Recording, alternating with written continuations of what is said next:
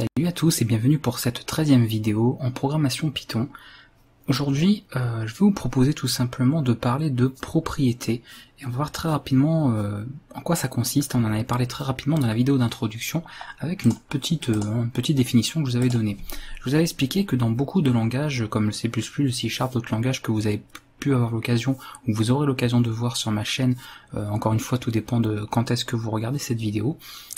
En général, on ne distingue pas forcément les propriétés et les attributs. C'est un peu la même chose. Tout ce qui est variable d'une classe, dans beaucoup d'autres langages, on appelle ça une propriété, un attribut. On s'embête pas trop avec les différents termes.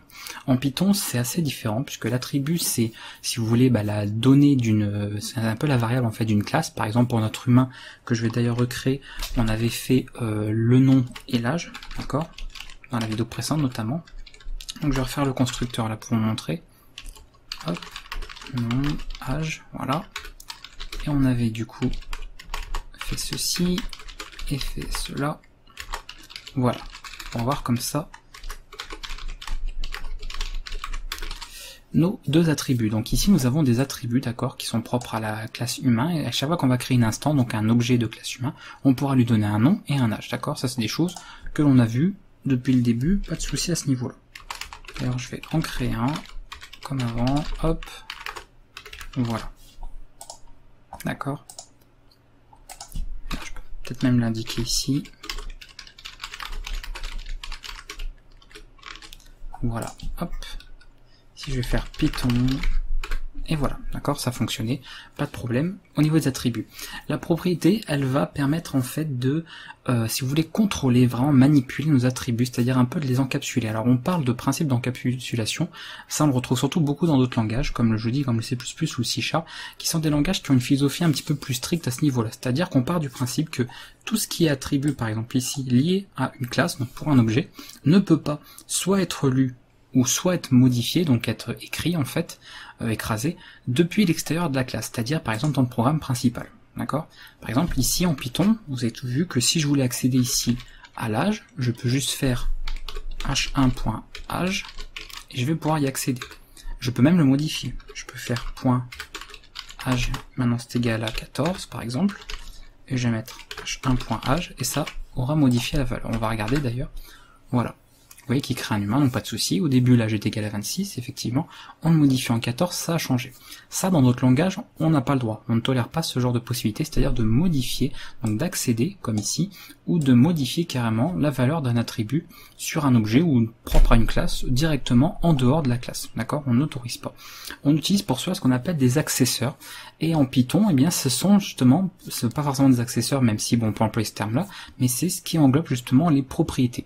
Les propriétés, c'est imaginer que c'est une sorte de petite boîte en fait, qui dès que vous allez vouloir lire, donc accéder à un attribut, ou écrire un attribut, donc le modifier, ou vous allez vouloir le supprimer, ou alors lire carrément, on va dire, la documentation associée à un attribut, donc un petit peu son aide en fait, un petit message d'aide, ce genre de choses, vous pourrez utiliser, ça va passer par la propriété qui va faire tout le travail à votre place. On va déléguer en fait tout ce contrôle en fait via une propriété. Donc par défaut, ce genre de comportement, moi je n'en veux pas. Donc on va créer une propriété. Déjà, quand on veut rendre un attribut non accessible et non, comment dire, si vous voulez, voilà, qu'on puisse pas comme ça manipuler en dehors, pour que les développeurs puissent les repérer facilement, ils ont pris l'habitude par convention en langage Python de mettre un underscore devant. Donc c'est ce qu'on va faire pour l'âge. Attention, ça n'aura absolument aucun changement sur le reste. Parce que par exemple, il suffirait de faire ceci. Regardez, hop, voilà. Donc de bien prendre en compte la modification de la variable. Et je peux le modifier sans problème, d'accord? C'est juste une aide visuelle pour le développeur. Un développeur qui va avoir un underscore, donc le petit tiret comme ça souligné, devant un nom d'attribut, comprendra que cet attribut-là, on ne veut pas y accéder de l'extérieur, donc on a une propriété qui encapsule, si vous voulez, cet attribut. Et c'est ce que nous allons faire. Nous allons donc définir un nom, donc vous voyez, je le mets en dehors comme ça du constructeur, c'est vraiment que dans la classe. Je vais définir une propriété, donc je vais lui mettre le même nom que l'attribut qu'elle va englober. Donc pas dans underscore ici, d'accord, vous pouvez mettre sans le underscore, vous pouvez garder le même nom, vraiment le même nom mais sans le underscore, égale property. Voilà, on va créer une property avec cette petite méthode justement property, qui va permettre d'en faire une. Property, elle peut prendre plusieurs valeurs. C'est-à-dire qu'elle peut prendre, donc property, elle peut prendre ce qu'on appelle un getter, je vais vous expliquer après bien sûr, un setter, ce qu'on aurait éventuellement un deleter même si le terme est un peu bizarre, et on aurait ce qui est propre à de la documentation. Donc je vais par exemple un helper, ce genre de choses. D'accord? Voilà 4 possibilités. Ces attributs, enfin ces paramètres, pardon, ne sont pas obligatoires. On peut très bien avoir une property vide comme ça n'aurait absolument aucune utilité. Si c'est pour faire quelque chose de vide, vous n'en mettez pas du tout, hein, bien évidemment. Mais on peut se contenter du premier, c'est-à-dire le getter. Le getter, de get, qui est l'anglais pour dire obtenir, ça veut simplement dire obtenir l'attribut. Moi je veux par exemple avoir l'âge. Si je veux lire l'âge comme ici, je vais utiliser le fameux getter. Donc vous voyez qu'ici, je vais laisser âge. Alors vous allez me dire, j'ai pas mis le underscore. Non. On va travailler sur la propriété. Donc, dans l'extérieur de votre classe, vous allez toujours passer par la propriété, d'accord, pour qu'elle puisse être utilisée. Et là, on va définir une méthode. Donc en premier paramètre, je lui dis qu'il y a une méthode, et je mets un underscore aussi pour bien montrer que cette méthode ne sera pas utilisée en dehors de la classe, qui va s'appeler par exemple getAge, ok. Voilà. Et là, je la crée comme une fonction, donc comme une méthode standard, getAge, donc avec un petit underscore avant pour bien la reconnaître, self, et elle va permettre de récupérer, donc celle-là, l'âge. Donc le plus simplement du monde, si je veux revenir au même fonctionnement que tout à l'heure sans avoir les propriétés, c'est ceci en fait, self.underscore âge. Rappelez-vous que l'attribut, lui, il a un underscore. Et là, l'utilisation, alors on va virer ça, pardon, pour le moment, voilà. Donc à l'utilisation, absolument aucune différence. Alors vous allez me dire, quelle utilité de créer, d'avoir créé une propriété, d'avoir du coup rajouté une méthode en plus. Au final, ça fait la même chose qu'avant, ça fait plus de code pour rien. Bien évidemment, si vous ne faites qu'un return comme ça n'a absolument aucune utilité. C'est pour ça qu'il est recommandé d'ailleurs d'utiliser des propriétés que sur les attributs sur lesquels vous voulez avoir un contrôle précis. Si vous n'avez absolument rien, si par exemple vous êtes en train de faire un getter et puis que vous vous rendez compte que le seul truc que vous mettez dans la méthode get quelque chose, c'est le return de l'attribut, c'est que votre getter sert à rien. Donc à ce moment-là, il n'a même pas de raison d'être. Donc si c'est juste pour ça, ça sert à rien. Par contre, moi je peux très bien mettre d'autres choses avant. Par exemple, si je refuse par exemple de pouvoir récupérer l'âge depuis l'extérieur de la classe, je peux très bien dire par exemple récupération non autorisée ou un truc comme ça. Bon, on peut imaginer autre chose, hein, mais un message un petit peu plus, vulgarisé. Et regardez là, dès que j'essaie de récupérer, ça ne fonctionne pas, puisqu'il n'est pas passé par directement l'accès à l'attribut, mais par la propriété. Vous voyez, la propriété, elle encapsule du coup âge.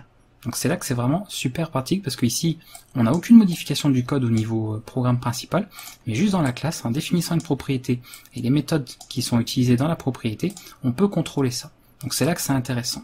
Alors on verra plus tard ce qu'on fera avec le getAge. Pour moi, on va se contenter de faire quelque chose de base, c'est-à-dire le fameux self.age. Même si ça n'a pas d'utilité, mais c'est pas grave.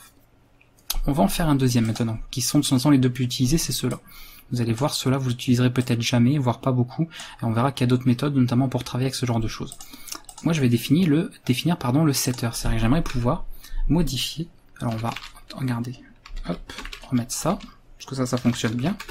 Et je vais pouvoir modifier, moi, en faisant h1.age égale, allez, 20 cette fois. Encore une fois, vous voyez que je prends la propriété, d'accord? Je prends pas l'attribut directement, sinon la propriété ne servira à rien. Et la même chose, je vais créer, donc c'est le deuxième paramètre, une méthode setAge, comme ceci.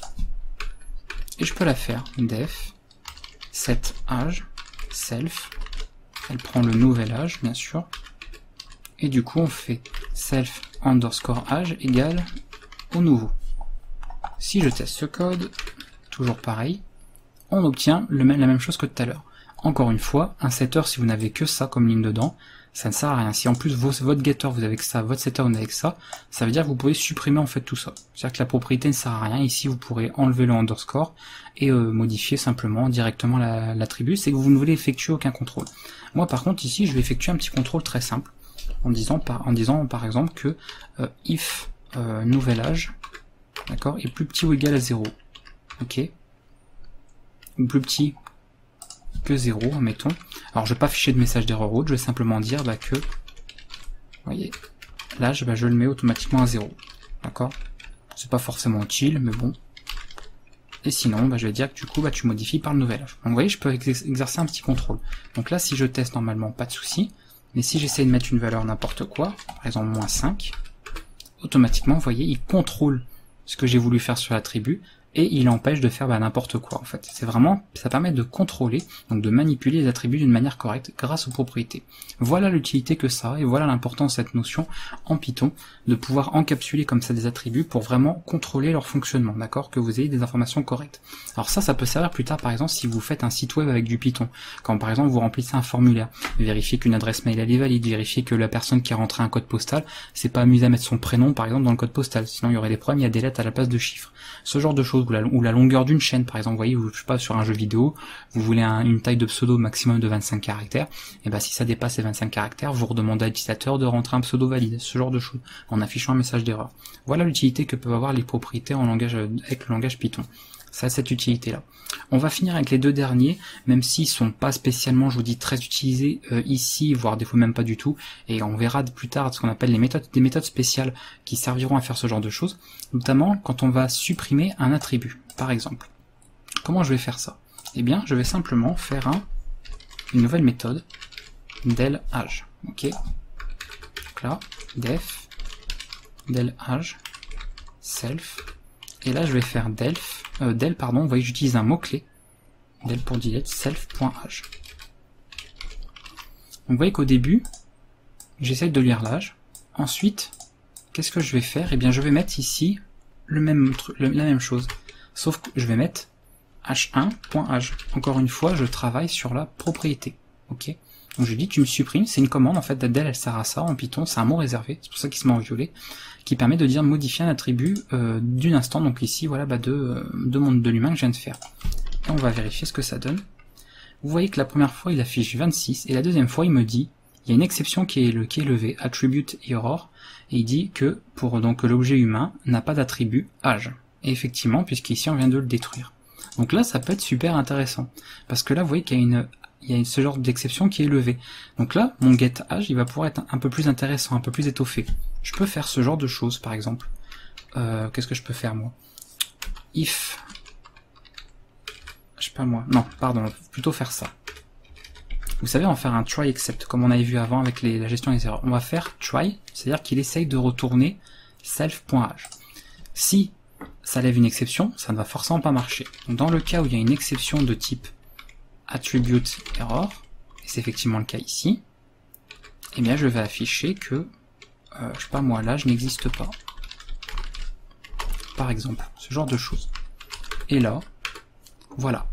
On a caché forcément l'exception parce qu'on l'a capturé avec le except, et on affiche un message d'erreur. Et l'âge n'existe pas. Donc là tout de suite, vous voyez que le getAge est super pratique.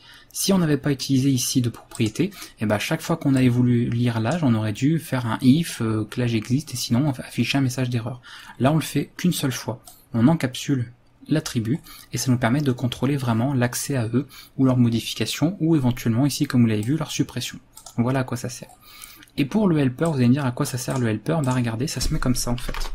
Vous mettez un petit mot, je suis l'âge, on va mettre, éviter les accents, je crois qu'il n'aime pas les accents, je suis l'âge d'un humain. Et vous savez qu'il y a l'espèce de fonction help qui est très utile quand on fait quand on veut par exemple faire un peu de débogage ou simplement vérifier l'aide en fait au niveau des fonctions qu'on a. Vous avez dû voir, et ça je l'avais expliqué, qu'on pouvait faire une docstring, c'est-à-dire en faisant ceci, mais par exemple, cette classe représente un humain. Si par exemple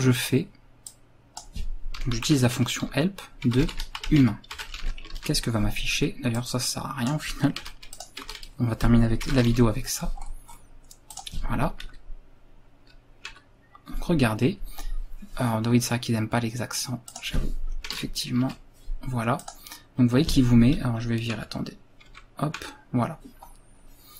Donc il met, d'accord, cette classe représente un humain. Il vous affiche toute la classe, il vous met ses méthodes, il vous met les descripteurs, mais on n'en a pas encore parlé, ça viendra par la suite, vous en faites pas.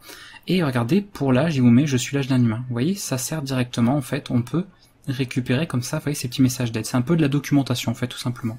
On peut d'ailleurs s'amuser à faire même carrément humain.âge. Ceci, je pense qu'il va voir le prendre. Voilà, vous voyez. Il met help on property, je suis l'âge d'un humain. Donc c'est à ça que ça peut servir en fait, c'est un petit message d'aide tout simplement. Donc il n'est pas obligatoire encore une fois. D'ailleurs dans la majorité des cas, vous n'aurez que ces deux-là. Je vous dis, c'est-à-dire que vous aurez une propriété comme ça, définie comme ceci, et c'est tout. ça perd du temps, et puis vous ferez des choses dans le getter, dans le setter, et terminé, et vous manipulerez les objets comme ça de cette manière. C'est vraiment tout ce que vous ferez, c'est assez rare qu'on utilise les deux autres, mais c'est quand même bien de savoir que ça existe et que ça fonctionne, d'accord, qu'on peut faire les choses de cette manière, il n'y a pas de souci. Donc plus tard on verra de toute façon des méthodes spéciales, on parlera des descripteurs, vous verrez qu'il y a d'autres possibilités pour supprimer un attribut de classe, pour faire de l'aide, ce genre de choses. Donc, et je voulais quand même vous le montrer parce qu'il faut le savoir. Il faut savoir que Property prend effectivement 4 paramètres, pas seulement ces deux-là, qu'on peut retrouver d'autres et que ça peut éventuellement servir pour certains cas très très précis. Donc je voulais que vous sachiez en tout cas comment ça fonctionne, comment le faire. Voilà, puis écoutez, on a fait un peu globalement le tour. Je pense que j'ai dit tout ce que j'avais à vous dire sur les propriétés, en tout cas pour maintenant, parce qu'il y a pas mal d'autres choses qui vont venir s'ajouter. Donc vraiment ce qui est retenu dans cette vidéo, c'est surtout que vous pouvez encapsuler, d'accord, des attributs, en permettant du coup de les contrôler comme il faut. Par convention, et c'est juste visuellement, quand on a un attribut qu'on va vouloir encapsuler, on met un petit underscore devant, ça permet vous quand vous allez relire votre code de savoir que l'âge ici ça va être une propriété quelque part, on descend un peu dans le code et effectivement on a fait une propriété. Comme ça on peut vérifier comment on permet de lire un attribut et comment on permet de le modifier, en effectuant quelques vérifications avec des conditions ou des boucles, enfin je ne sais quoi, et puis dans le get de voir voilà dans quel cas on retourne et qu'est-ce qu'on retourne surtout. D'accord? Parce que par exemple, regardez là où ça peut être utile le get, on va terminer là-dessus. Tout bête, hein, je vais vous montrer un truc très simple. On va virer tout ça, on va virer tout ça, voilà. Si vous prenez l'habitude par exemple de retourner l'âge souvent et vous voulez retourner par exemple une phrase ou alors simplement quelque chose d'assez, comment dire, mettons un truc multilangage, vous voudrez retourner le mot en une certaine manière. On peut faire ça par exemple, regardez. Je vais vous montrer. Si je fais, alors j'ai ce genre de choses, ok. Point format. Ah oui, pardon, il faudra bien sûr un fichier. Peut-être créer un humain. Décidément, Robert, il est pas mal célèbre aussi. Voilà. Vous voyez, création d'un humain. Enfin voilà. On peut même mettre d'ailleurs, pourquoi pas. Ce genre de choses. Et comme ça, regardez, on va faire ça. H1.nom. Donc là, pas de différence, hein, d'accord. Comme pour nom, je n'ai pas fait d'encapsulation. Vous allez voir qu'on va y accéder sans problème. Pour vous montrer, vous voyez que c'est pas utile. Moi, par exemple, je prends du principe ici que le nom, je veux faire aucun contrôle dessus.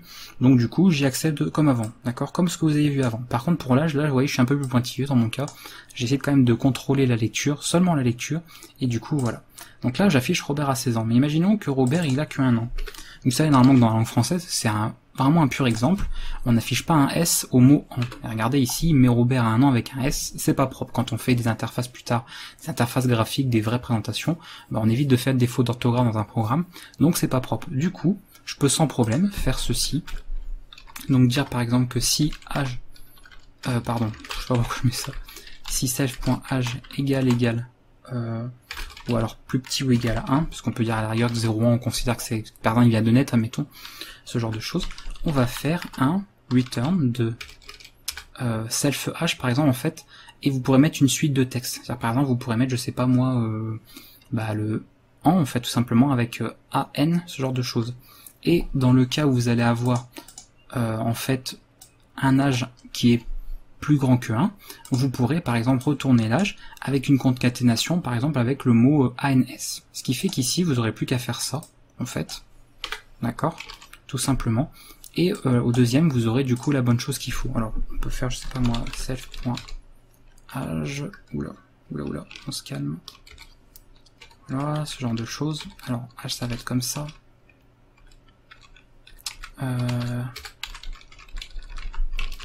Return de self.âge plus